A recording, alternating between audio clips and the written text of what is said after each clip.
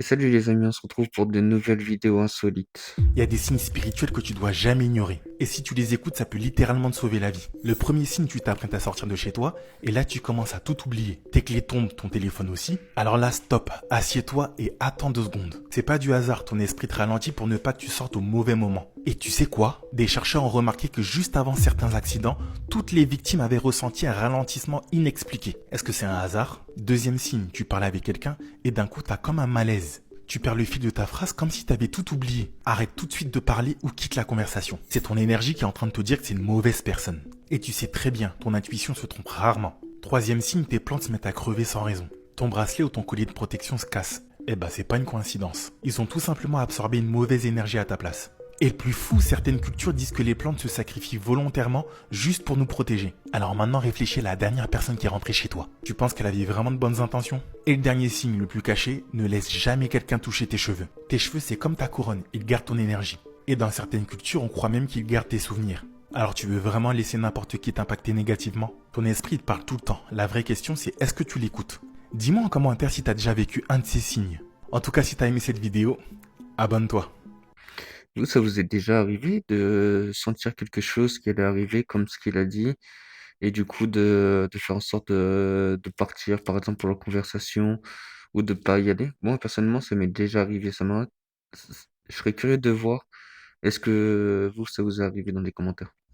Si ça t'arrive, c'est que tu dégages une énergie tellement puissante que tu déranges les gens. Les gens, ils te fixent sans savoir pourquoi. Les enfants viennent te voir naturellement. Les animaux, ils se sentent direct en sécurité avec toi. Les inconnus te racontent leur vie comme si tu les connaissais. Et même tes ennemis, ils ressentent ta force rien qu'en te voyant. Mais le plus dingue, c'est que ton cœur, il émet un champ électromagnétique mesurable à plusieurs mètres de toi. C'est littéralement de l'énergie que les autres perçoivent inconsciemment. En fait, quand tu rentres dans une pièce, l'énergie, elle change direct. Les gens toxiques, ils supportent pas ton authenticité. Et certains, ils t'envient sans même comprendre pourquoi. Les chercheurs ont découvert que quand tu es en haute vibration, ton cerveau et celui des autres peuvent se synchroniser sur la même fréquence. Résultat, t'attires les bonnes personnes. Et tu repousses celles qui n'ont rien à faire sur ton chemin. Pour donner un exemple, on a tous connu ce prof super calme, mais juste sa présence, elle faisait taire toute la classe agitée, juste en rentrant. Il parlait pas, il criait pas, mais en quelques secondes, tout le monde se calmait. Et c'était pas forcément son autorité, c'était son énergie qui imposait le respect. Alors toi, surtout, ne baisse jamais ta lumière. T'as le pouvoir, t'as tout ce qu'il faut, alors avance.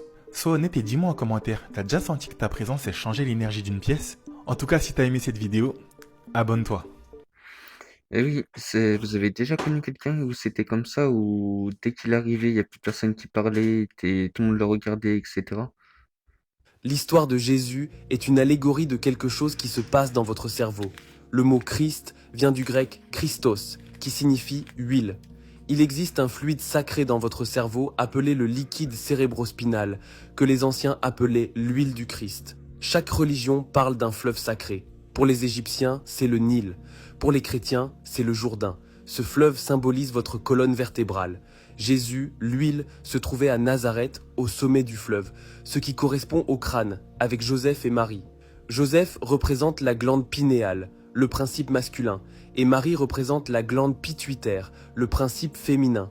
Le roi Hérode veut tuer Jésus, l'huile. Alors Jésus descend le fleuve Jourdain, c'est-à-dire que l'huile descend du cerveau le long de la colonne vertébrale, jusqu'à Bethléem.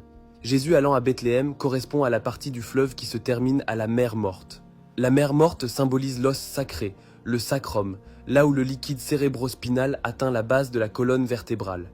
Joseph et Marie attendent le retour de Jésus, c'est-à-dire la remontée de l'huile depuis le bas du fleuve jusqu'à Nazareth.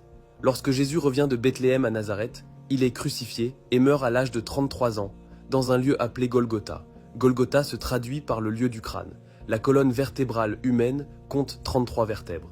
Ce parcours de Jésus symbolise donc le liquide cérébrospinal produit dans le cerveau qui descend le long de la colonne vertébrale puis remonte à travers un éveil de la Kundalini. C'est pour la même raison que le Père Noël descend par la cheminée avec des cadeaux, les dépose puis remonte.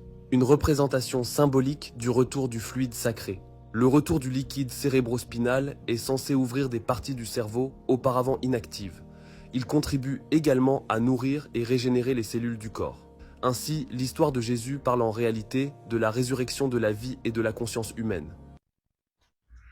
En vrai, c'est quand même curieux. Et vous pensez que c'est vraiment par rapport à la colonne vertébrale et ce qui se passe dans le crâne?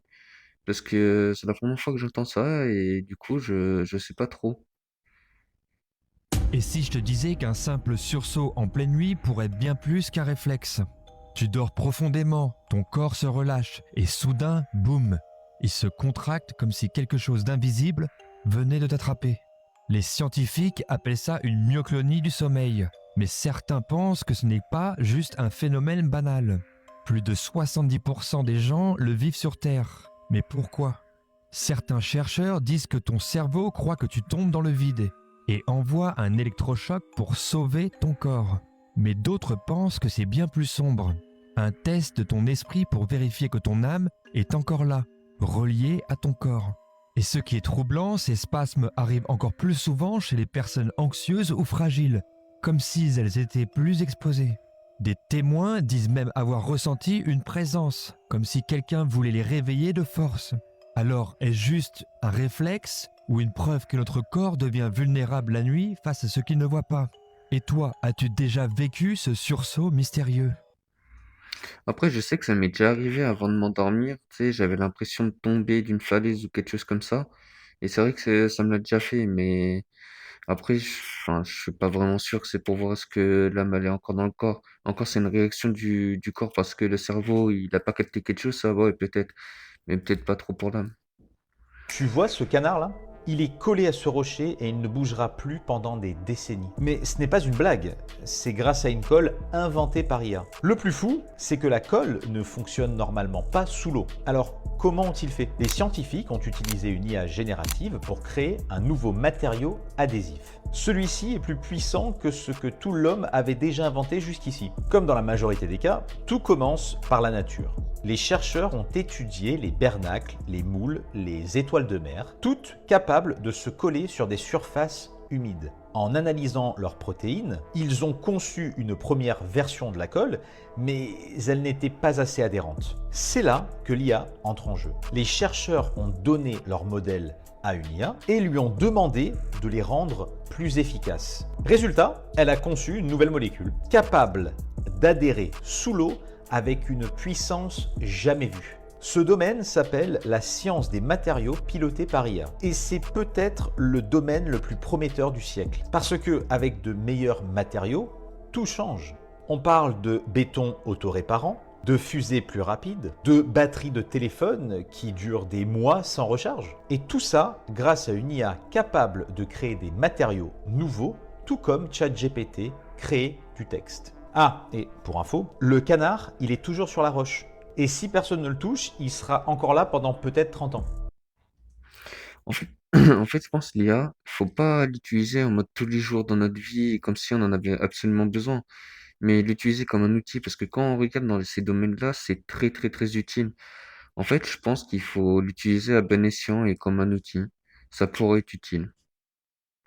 En 2011, des mineurs au Canada font une découverte très étrange. Alors qu'ils creusent, ils tombent sur quelque chose d'encore plus dur que de la roche. Ils trouvent que ça ressemble à un fossile de reptile marin et font venir des scientifiques. Mais c'est encore mieux que ça, puisque les scientifiques découvrent une momie de dinosaure dans un état de conservation unique au monde. Et vous allez voir qu'à chaque nouvelle découverte, ça devient encore plus étrange. Il s'agit précisément d'un nodosaure qui serait mort près d'une rivière il y a 110 millions d'années avant d'être emporté au fond de la mer. Son corps a ainsi été recouvert de sable, ce qui explique son état de conservation. Dans son estomac, on a notamment trouvé des fougères et des pierres que le nodosaure a probablement avalé pour faciliter sa digestion. Il avait aussi dans le ventre des morceaux de charbon de bois et des plantes brûlées, ce qui laisse penser qu'il s'est nourri dans une forêt où avait eu lieu un incendie. On estime que ce nodosaure faisait plus de 5 mètres de long pour 1300 kg. Et ce qui est terrifiant, c'est qu'en plus de son armure dorsale, on sait que ses couleurs l'aidaient à se camoufler. Mais puisque c'était un herbivore, il n'avait pas besoin d'être camouflé pour chasser. Son armure et son camouflage signifient donc que ce mastodonte de plus d'une tonne avait des prédateurs. Je vous raconte chaque jour une anecdote sur la nature, la culture ou l'histoire. Si ça vous intéresse, n'oubliez pas de vous abonner.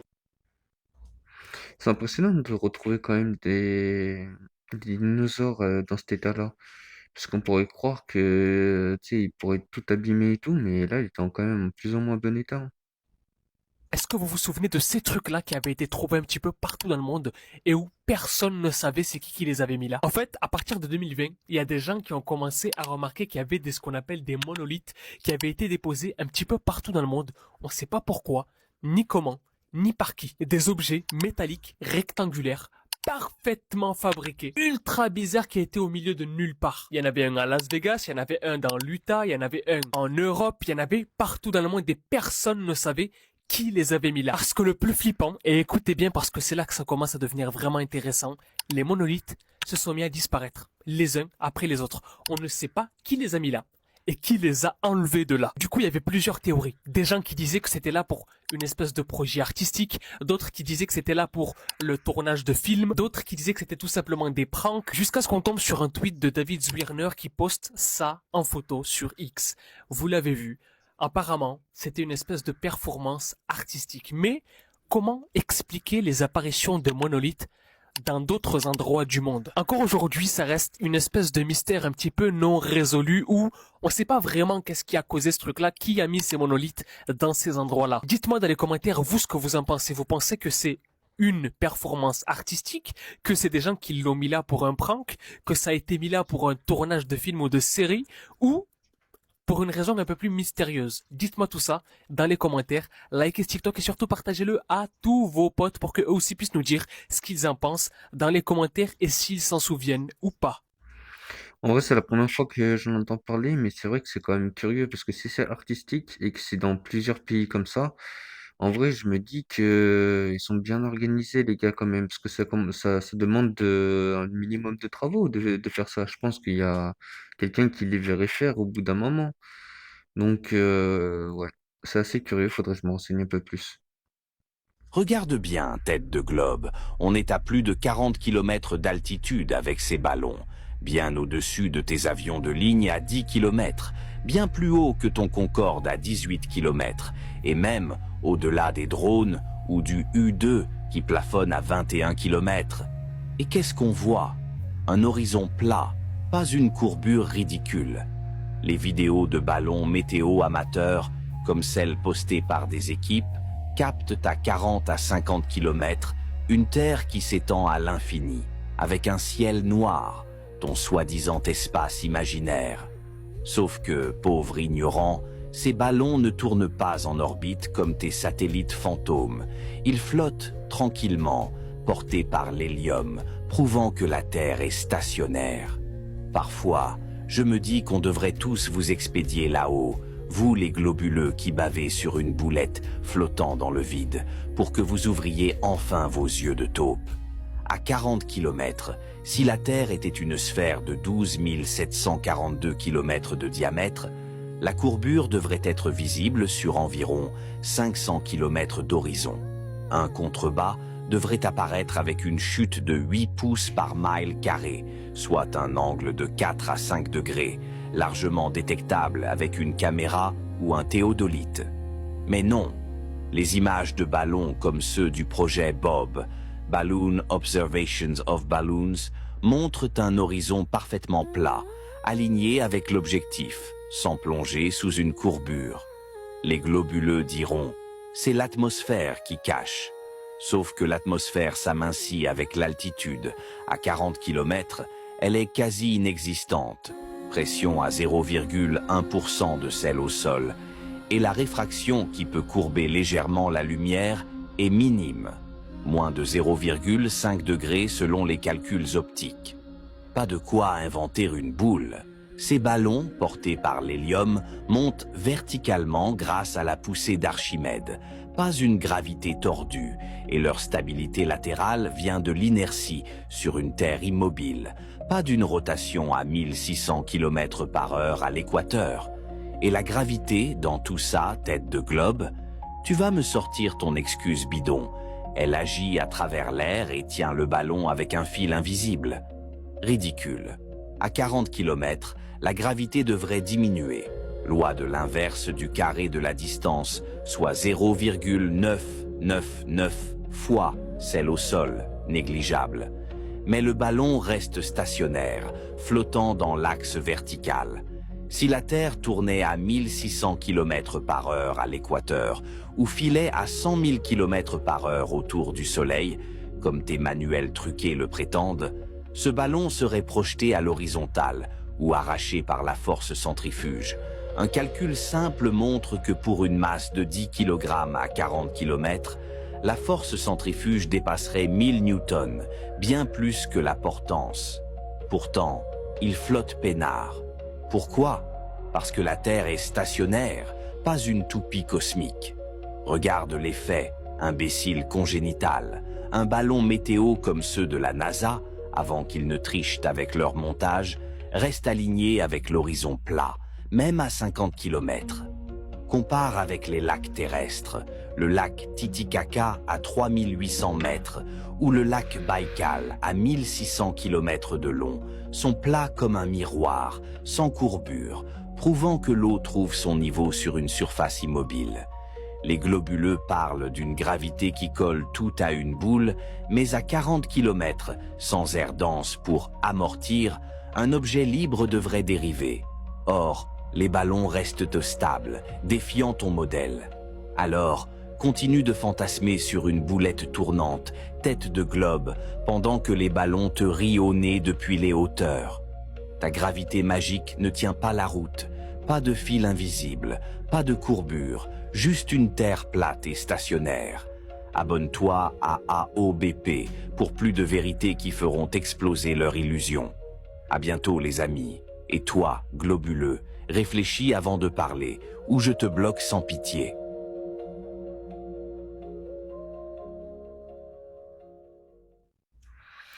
Après, ça paraît curieux quand même. C'est vrai que là, le ballon était stationnaire. Je me dis que si la Terre bougeait, il devrait bouger bien plus que ça. La courbure, elle a l'air droite. Après, je sais pas si c'est une fausse vidéo IA ou pas, mais je pense pas. De toute façon, normalement, on peut se renseigner sur le projet Bob. Et bon, bah après, c'est vrai que c'est assez curieux quand même. Des monstres de roche dorment dans l'océan.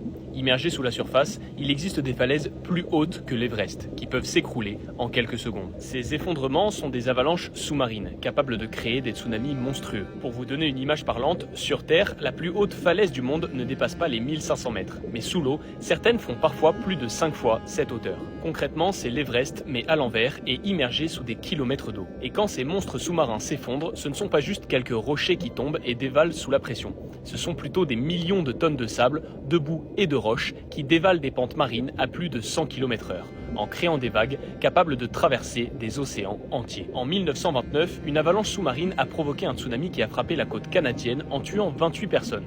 L'avalanche était si violente qu'elle a sectionné à elle seule 12 câbles télégraphiques sous-marins. À titre de rappel, un câble sous-marin, ça ressemble à ça et c'est pratiquement indestructible. Mais ce glissement de terrain était si titanesque qu'il a été ressenti sur plus de 600 km. Et aujourd'hui encore, ces avalanches peuvent se déclencher à tout moment. Parfois à cause d'un séisme, parfois juste parce qu'une pente sous-marine devient instable et s'écroule toute seule. Le plus inquiétant dans ce type d'événement est que l'on ne peut rien prévoir. Il n'y a rien à voir venir. Aucune alerte, aucun signe. Juste une montagne sous-marine qui s'effondre et quelques heures plus tard, un tsunami immense qui vient frapper la côte. C'est quand même impressionnant en vrai, mais j'ai l'impression que tout ce qui est dans l'océan, c'est énorme. Les montagnes, les animaux, enfin tout, c'est énorme. Donc c'est vrai qu'après, comme il a dit, on peut pas vraiment le prédire. Mais bon. Pourquoi les lobbies pharmaceutiques ont essayé de faire taire ce prix Nobel? Linus Pauling aurait étudié une molécule qui t'empêcherait de te lever fatigué, d'être de mauvaise humeur et qui te changerait radicalement la vie. Cette vitamine, c'est la vitamine C, et même l'OMS et d'autres grandes organisations conseillent de consommer plusieurs centaines de milligrammes par jour. Personnellement, j'en consomme 500 milligrammes par jour. Mais les industriels nous font croire qu'il suffit de manger quelques oranges ou quelques kiwis pour être suffisamment complémenté en vitamines. Ce qui est totalement faux car il faudrait que tu manges une dizaine d'oranges par jour, ou 7 kiwis. Et ensuite, les lobbies pharmaceutiques nous ont fait croire qu'il fallait absolument la consommer dans des capsules liposomales. Pour ceux qui ne connaissent pas, ça sert juste à nous la vendre encore plus cher. Mais pour consommer 500 mg par jour comme je le fais moi, de l'acide ascorbique suffit. C'est 3 à 5 fois moins cher que la vitamine liposomale et on l'assimile aussi bien. Personnellement, je prends celle de chez Nutrizoé, une boîte française qui a breveté son extraction de vitamine C depuis la fermentation du maïs. C'est naturel, vegan, français et ça fait pas partie des big pharma qui essayent de nous vendre tout et n'importe quoi. C'est la forme la plus pure de vitamine que tu puisses trouver trouver sous son nom scientifique acide L-ascorbique. Idéalement, tu en consommes le matin au réveil, 2 petites cuillères qui sont fournies avec dans un fond d'eau. Tu attends 15 minutes et tu peux démarrer ta journée, prendre ton petit déj et boire. Au bout d'à peine quelques jours, tu vas sentir de grands changements dans ton quotidien, aussi bien sur ta fatigue que ton humeur et ton stress et j'en passe. Et contrairement à ce qu'on a essayé de nous vendre, ça coûte que dalle un pot comme ça. Et si tu veux consommer la même que moi, tu peux cliquer ici en bas à gauche sur le panier orange. Et je vous vois venir ceux qui se plaignent parce que j'ose mettre un lien. Moi, je dis pas que vous devez acheter celle-ci. Je vous dis d'acheter de l'acide L-ascorbique et d'arrêter d'acheter tout et n'importe quoi. Si vous voulez pas acheter celle-ci, allez la chercher ailleurs, mais prenez ça et arrêtez de donner votre argent à n'importe qui. Après, en soi, c'est de l'extrait de vitamine, donc c'est juste que je pense que c'est un peu plus fort, parce qu'on peut le faire avec les fruits, tout ça, mais c'est vrai que comme il a dit, ça demandait un peu plus de nutrition, enfin, ça demande d'en manger un peu plus, ça c'est peut-être vrai. Mais bon, la vidéo est finie, et je vous dis une bonne journée et une bonne soirée.